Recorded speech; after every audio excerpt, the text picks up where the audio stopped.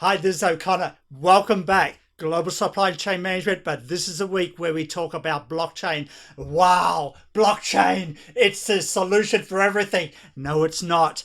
But is it the solution for supply chains? Yes, in some cases, no, in other cases. In this session, I want to show you how it can work, and when it may not work. What are the benefits? What are the costs? Or getting back to the basics, what is blockchain and what are the elements of the supply chain that really make blockchain an amenable technology to enhance the efficiency of various supply chain parts?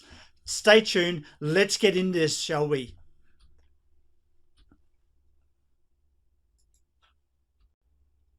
Okay, let's just remind ourselves. A supply chain is basically the linkage of a whole chain of procurement, production, and distribution and sales events, beginning with the raw material, going to a supplier, manufacturing, distribution, and a customer. But what is it about the supply chain that makes it possibly inefficient or ineffective as a way of managing goods from their origin to final consumption? Well, currently supply chains around the world, they generally have separate legacy systems. There's the procurement system that may be different from the production system, that may be different from the distribution system. There are silos of information. In organizations, you have different departments and they're not always talking to each other. Sometimes when you make a sale, then you may find out, well, hang on, there's no inventory to match that sale. And then the customers are not too happy. Wouldn't it be good when you're making sales to know if there's inventory available? Then you need to talk to production. Then you need to talk to procurement. There's a lot of communication that needs to go on between sales, production, procurement, and various other departments in the organization, let alone the supply chain. Generally, supply chains around the world are paper-based. And as I just mentioned, there's a lot of redundant and duplication of efforts. There is so much documentation required to get goods to FOB, that's free on board, to the country that you are selling into. So much documentation. There can be discrepancies for what information a supplier puts onto the documentation to what you expect to see at the other end at the port where you're receiving goods. Of course, goods, as they are going through these different processes, are vulnerable to tampering, but also the documentation associated with those goods are vulnerable to tampering. So you've got all these issues associated with a supply chain. Can the blockchain solve any of these problems in the global supply chain? Yes, it can. And where can it solve those problems? How can it solve those problems? Before we get into that, what does the blockchain supply chain look like? The blockchain supply chain is a way of connecting the information amongst all of these different silos, amongst all of these different departments. People call such system a permission system. In other words, it's kind of private. And it's also dependent on some element of cryptography. And I'll talk about that shortly. Okay, so let's have a look at what I'm going to cover in today's session. First of all, I'm going to look at basic blockchain building blocks. That's the first part. And we're not going to go into full detail, but I want to give you a flavor of what do we mean by a blockchain and what are the key elements of a blockchain. Next, I'm going to look at the supply chain benefits. That is the probable benefits. What is the elements of a supply chain that make it amenable to a blockchain, where the blockchain helps improve the efficiency, reduces the costs, eliminates waste, and reduces any errors, redundancy, and increases trust. They're the type of benefits we're looking for if we want to apply a technology to the supply chain. Finally, I want to end up with illustrating some case examples of where blockchain is effectively being used in supply chains today. All right, blockchain building blocks. This is interesting because I've been studying the blockchain for over 12, 18 months now, and mainly in the fintech area, cryptocurrency area, but the principles are largely the same. There are three general parts. There's a cryptography component, and I'll talk about that in a minute. There are the oracles, and the oracles refer to the nature of evidence that's coming from outside the blockchain that allows a smart contract to work. And also there is the consensus mechanisms, whether it's private, whether it's public, etc. Let's have a look at these three areas separately. First of all, cryptography. Now, I'm not here to give you a computer science lesson, but I just want to make you familiar with the notion of what does SHA-256 hash algorithm mean. Well, basically, it's a 256-bit algorithm made up of hexadecimal code. So what does hexadecimal mean? Well, it means 0 to 9 plus A, B, C, D, E, F. Pretty sure there's 6 on top of that. All right, so you've got 6 plus 0 to 9. So therefore, you've got 16 different states for each character in any one line of code. So that makes that code, when you switch those characters around, it makes it so that there's so much more to the nth degree possibilities of different codes being made for the set number of characters in that code. A hash is generated through the SHA-256 whenever you put some data into a block.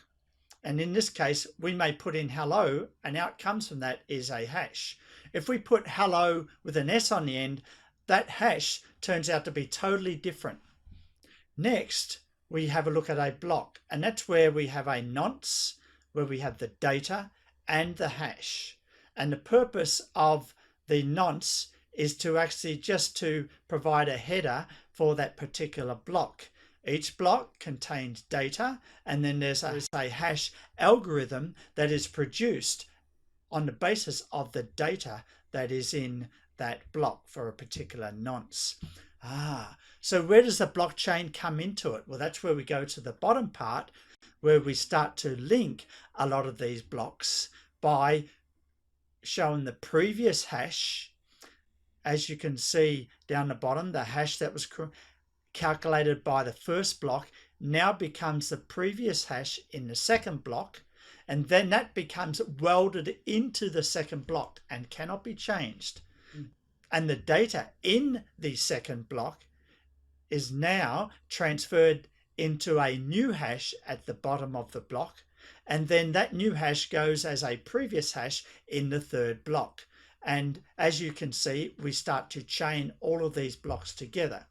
Now, the important thing to do with cryptography is to make sure that when these blocks are chained together, that if we change any one of those blocks, it's going to upset the links between the blocks set up by the hash of a particular block and the previous hash of the next block, and the block hash of that block and the previous hash in the next block. So the hashes become the chains between the blocks which contain the data. That's our blockchain. I'm not going to go into this in any more detail, but there is a demo that you can go and have a look at for more information, and I've provided a hot link in this slide. So we could envisage a blockchain looking like blocks of data, as we can see here, and hence we have the nonce, which is a header for the block. We have the data inside, and this is like a ledger between Darcy and Bingley, Elizabeth and Jane, Wickham and Lydia, so forth. These are recording data transfers between different parties in the blockchain. And then there is the previous hash. And because this is the first block, as you can see, the previous, it's 0. And then a hash is created based on the data in the data of the block. Then that hash goes to the previous header of the next block, and then a hash is created on the data in that block, hence creating a link between these two blocks in the blockchain. Let's have a look at the next part of what makes up a blockchain, and that is oracles. And you're probably thinking, what is an oracle? Is that someone in the Matrix? Or is that a Fortune 500 company? Well, it's both. But an oracle, in the computer science sense or the cryptography sense for a blockchain, refers to the source of an external data that enables a smart contract to be triggered. So for example, when a product is loaded onto a ship, maybe the RFD is scanned, and so immediately that scanning of the RFID on that product triggers an event, that is the shipment of that product. So the scanning of the RFID becomes the oracle, and then that data goes into the blockchain that triggers a next stage of the blockchain, which is registering the transaction of that shipment. Wow. So we've got the blockchain that has the data of the shipment, but that data is being updated by this external oracle. Wow. Is it that complicated? No, it's not that complicated. Now we've just got to remember, when we are applying this to the supply chain, oracles are not everywhere, but the most common one in the supply chain that's putting to use today is the use of barcode scanners, is the use of RFID. Okay, there are other types of oracles that are software type, and also there are human variants of oracles. That's all you need to know for now, but just remember, when we go through a supply chain, we're going through different stages.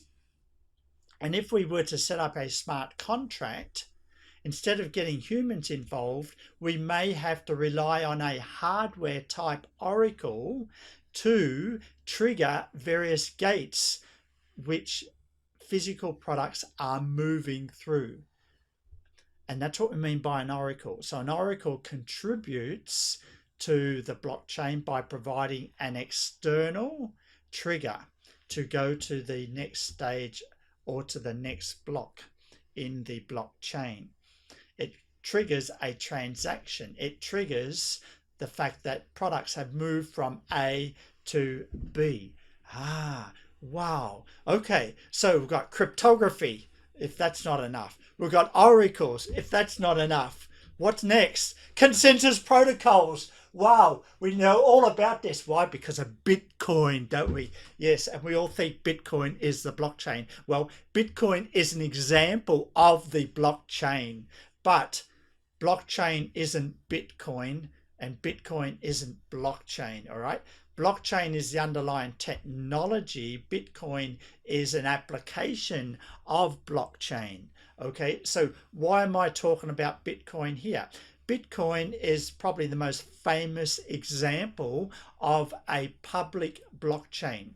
What do we mean by public blockchain? Well, anywhere around the world today, there are between 8,000 and 11,000 miners. That is, people with computers, corporations with computers that are endlessly and continuously mining hashes, so they can get rewards to actually establish the next block in the Bitcoin blockchain. Wow. Are you going to explain how that mining works? No, not really. All I want to explain now is that when you have a public blockchain, the main incentive is provided from Bitcoin is that you receive Bitcoins when you get to mine the hash that becomes the proper set for the next block of transactions in the Bitcoin blockchain. And the purpose of mining is to create a proof of work mechanism to make sure that not just anyone could set up a computer and mine for Bitcoin today. It takes a lot of computing power, it takes a lot of resources. And so you have to do a lot of proof of work to actually earn that Bitcoin payout to get that hash algorithm to establish the next block in the Bitcoin blockchain. So that's the public blockchain. But for the purposes of the supply chain, it's most likely that we're working with a private blockchain. And there are different types of private blockchains, and I'll talk about that. But for now, the main thing you need to know is that there are enterprise private blockchains like Ripple, and that's in the fintech area. And banks are a good example of that. And then there are consortium blockchains like Libra. And often consortium blockchains are the best fit for blockchains to be used in the supply chain. And a consortium could be a group of companies that are working with Maersk as a shipper. And an example about that I can talk about later. So what do we mean by private blockchains again? Well, the difference between public and private blockchain is that private blockchains are permissioned. In other words, you cannot become part of a blockchain unless you are granted permission. Maybe you have to be the logistics forwarder. Maybe you have to be the procurement department of a major distributor in a Western developed country. Maybe you have to be a factory to be part of a private blockchain. And that's how they set them up. And in that way, because they're made private, they don't have to create this incentive mechanism to have thousands of miners around the world to do this proof of work. Wow. I thought it was just Bitcoin mining. No, Neil. No. There's more to blockchain than just Bitcoin, please. All right. So when we talk about blockchain in the supply chain, most likely we are talking about a private blockchain. So just as a summary of what blockchain is about, there's cryptography. There's a cryptography hash algorithm, the SHA-256. There are the oracles that help provide triggers for various gates that physical product may go through during the supply, procurement, production, distribution process. And also there's the consensus algorithm, which is basically the governance mechanism that surrounds the blockchain. And for the most part in the supply chain, the governance consensus algorithm is a private blockchain or a consortium blockchain. Next, I want to talk about the supply chain benefits. So stay tuned as we come back shortly.